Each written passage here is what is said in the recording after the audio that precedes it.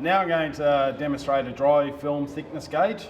Basically, dry film thickness gauge will measure the coating thickness that we have over our substrate. So it's turned on.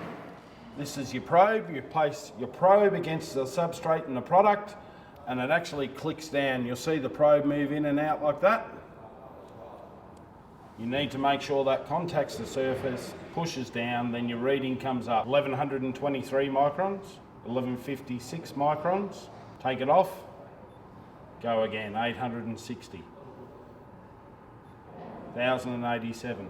You probe all around to get an average dry film thickness of what you've got. So it's several different areas you need to check.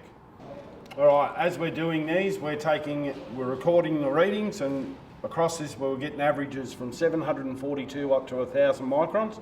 What we're trying to determine is the average coating thickness we have across the substrate, and we use this later on to record on our QA sheets and also for spark testing.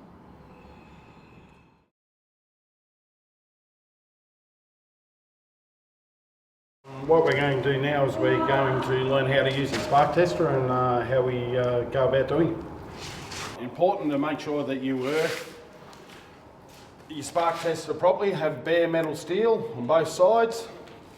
Attach your alligator clip to it in a good spot and check to make sure you have it earthed. Should spark as it is then. Alright, you need to make sure you have the right voltage for the dry film thickness that you have. On this we have an average of about 900 microns, so I need to set my gauge at 3600 volts, which is set at. When you're spark testing, you need to be very methodical that you work your way all the way across the plate, overlap each time you come back across to make sure you've covered the whole area. You need to move slowly down the plate. No good moving in fast motions like that. You miss holes. We have a void that we've put here.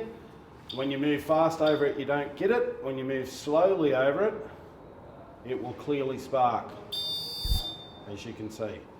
Don't hold it on a spark. Just brush over it, identify the area, then mark it so you know where it is. Again, just move slowly over them. All the way down.